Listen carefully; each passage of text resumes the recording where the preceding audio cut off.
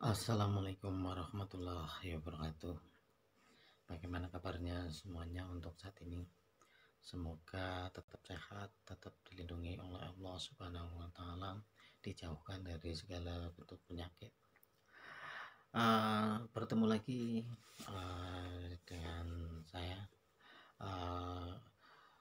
Kita melanjutkan pembahasan yang sebelumnya berkaitan dengan kasus-kasus pelanggaran hak dan pengingkaran kewajiban warga negara. Namun untuk kali ini kita akan membahas mengenai substansi hak dan kewajiban warga negara dalam Pancasila. Jadi ini akan kita bahas di pertemuan kali ini. Ketika berbicara Pancasila, hak dan kewajiban, ini bahwa Pancasila itu adalah menghormati hak dan kewajiban setiap warga negaranya. Bagaimana cara Pancasila mengatur hak dan kewajiban setiap warga negaranya? Bahwasanya Pancasila ini memberikan jaminan. Pancasila menjamin hak asasi manusia melalui nilai-nilai yang terkandung di dalamnya, mulai dari sila pertama sampai kelima, karena masing-masing nilai punya masing-masing sila mempunyai nilai yang terkandung. Nilai-nilai Pancasila ini terdiri dari 3 nilai. Ada nilai dasar, nilai instrumental, dan nilai praksis. Ketiga nilai tersebut secara langsung ataupun tidak langsung mengatur hak dan kewajiban warga negara seperti yang akan kita bahas kali ini. Yang pertama adalah hak dan kewajiban warga negara kemudian hak dan kewajiban warga negara dalam nilai instrumental. Kemudian yang ketiga adalah hak dan kewajiban warga negara dalam nilai praksis Pancasila. Yang pertama adalah tadi hak dan kewajiban warga negara dalam nilai dasar Pancasila. Ada 3 nilai yang akan kita bahas. Yang pertama adalah hak dan kewajiban warga negara dalam nilai dasar sila-sila Pancasila. Nilai dasar berkaitan erat dengan hakikat kelima sila dalam Pancasila, yang nilai-nilai itu adalah bersifat universal atau berlaku untuk semua. Jadi hubungan antara hak dan kewajiban warga negara dengan Pancasila ini semuanya terkandung di sila pertama, kedua, ketiga, dan 5. Yang pertama adalah sila ketuhanan yang Maha Esa. Sila pertama menjamin hak setiap warga negara untuk bebas memeluk agama sesuai dengan kepercayaan, bebas melaksanakan ibadah sesuai dengan ajaran agamanya masing-masing. Ini jaminan yang diberikan oleh sila ketuhanan yang Maha Esa. Namun di samping sila pertama memberikan jaminan, sila pertama juga mengandung kewajiban warga negara. Jadi warga negara punya kewajiban. Menurut sila pertama, yang pertama adalah setiap warga negara wajib membina kerjasama dan tolong menolong dengan pemeluk agama lain. Yang kedua adalah bahwa setiap warga negara harus toleransi antar umat beragama. Yang ketiga, bahwa setiap warga negara tidak boleh memaksakan kehendaknya, tidak boleh memaksakan suatu agama dan kepercayaan kepada orang lain, apalagi orang lain tersebut adalah orang yang sudah memeluk agama atau memiliki kepercayaan sesuai dengan keyakinannya. Jadi sila ketuhanan yang Maha Esa memberikan jaminan, tetapi mengingatkan kepada warganya bahwa mereka semua punya kewajiban. Yang kedua, sila kemanusiaan yang adil dan beradab. Sama seperti sila pertama, sila kedua juga memberikan jaminan kepada warga negaranya. Sila kemanusiaan yang adil dan beradab menjamin hak setiap warga negaranya. Yang pertama adalah bahwa setiap warga negara memiliki kedudukan yang sama di depan hukum. Yang kedua adalah setiap warga negara memiliki hak-hak yang sama untuk mendapatkan jaminan dan perlindungan hukum. Tetapi perlu diingat, sila kedua juga mengingatkan kita semua bahwa kita warga negara punya kewajiban yang harus dilakukan, karena ketika berbicara hak dan kewajiban ini harus selaras, harus beriringan dan berdampingan. Sila kemanusiaan yang adil dan beradab memberikan kewajiban kepada warga negara yang pertama adalah memperlakukan orang lain sesuai dengan harkat dan martabatnya, sama-sama sebagai makhluk ciptaan Tuhan. Yang kedua adalah mengakui persamaan derajat hak dan kewajiban setiap manusia tanpa membeda-bedakan suku, ras, agama, keturunan, atau jenis kelamin. Bahwa ketika berbicara kewajiban sebagai manusia ini adalah bahwa manusia punya hak-hak yang universal, pengakuan yang sama. Yang ketiga adalah bahwa warga negara harus mengembangkan sikap saling mencintai sesama manusia, tenggang rasa, dan tidak semena-mena kepada orang lain. Yang terakhir adalah melakukan berbagai kegiatan kemanusiaan.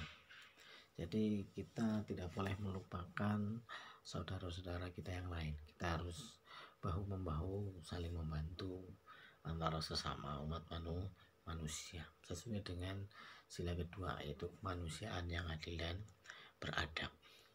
Kemudian yang ketiga adalah sila persatuan Indonesia. Sila ketiga ini memberikan jaminan kepada setiap warga negara,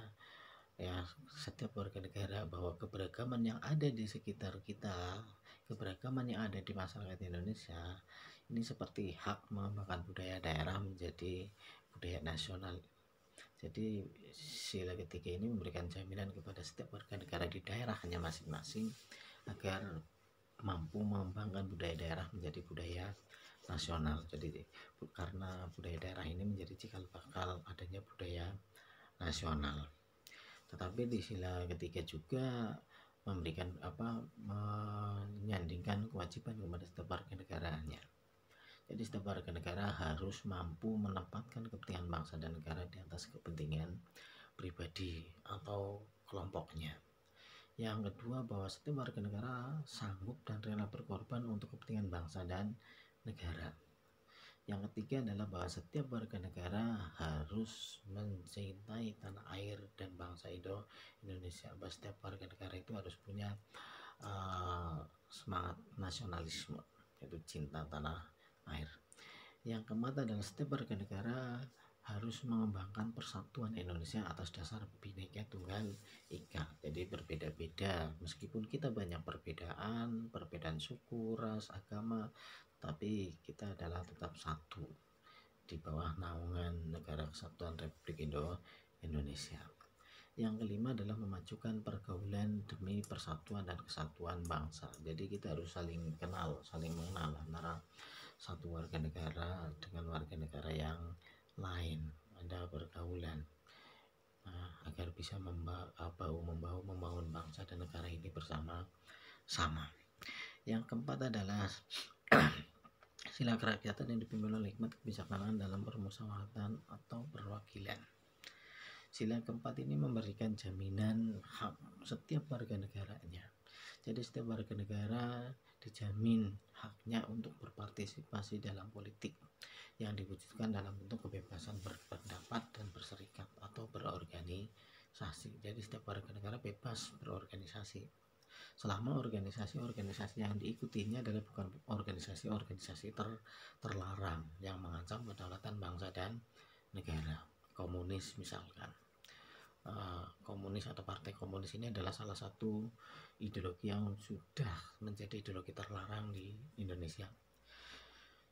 Sila keempat ini juga menjamin hak setiap warga negara, bahwa warga negara itu adalah punya hak untuk berpartisipasi dalam pemilihan umum sebagai wujud pesta demokrasi, karena negara kita adalah negara demokrasi Pancasila.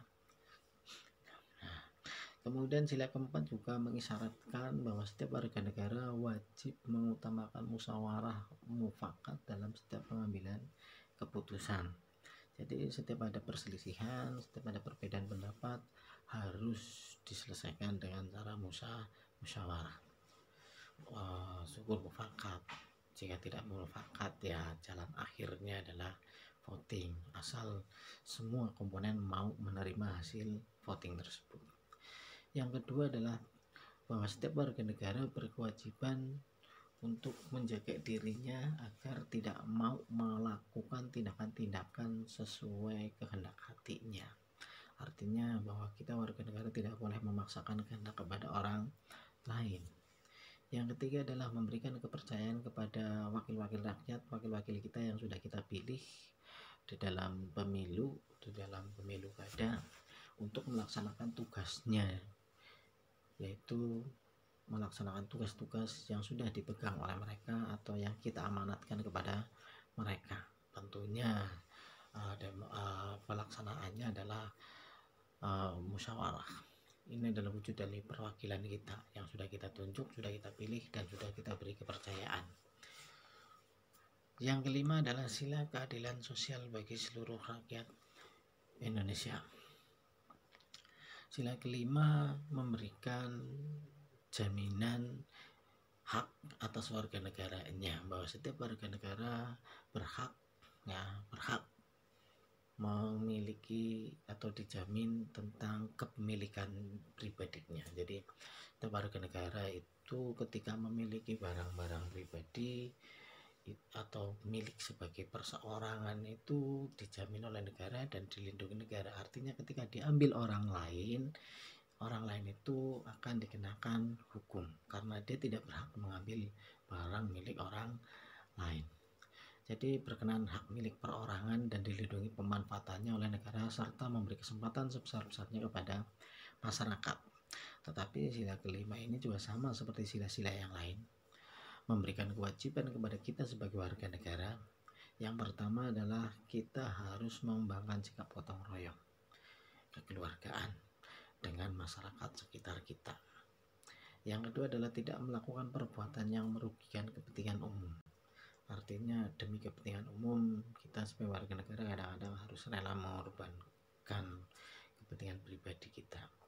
Yang ketiga adalah kita mau bekerja keras demi kelangsungan hidup kita sebagai warga negara. Itu yang kita bahas berkaitan dengan nilai-nilai dasar Pancasila. Nanti yang berikutnya ada instrumental dan praksis, kita bahas di kesempatan berikutnya. Kali ini hanya membahas mengenai nilai-nilai dasar Pancasila yang ada tadi di dalam nilai-nilai sila-sila Pancasila. Terima kasih, semoga bisa menambah wawasan buat kita, menambah ilmu buat kita. Kita semuanya harus tetap belajar, mengembangkan pengetahuan kita. Jika memiliki banyak kekurangan, silahkan berikan masukan-masukannya. Paling tidak kita bisa berdiskusi atau membahas ini bersama, karena kita kadang-kadang memiliki keterbatasan kemampuan. Terima kasih. Mohon maaf dengan segala hal yang kurang. Wassalamualaikum warahmatullahi wabarakatuh.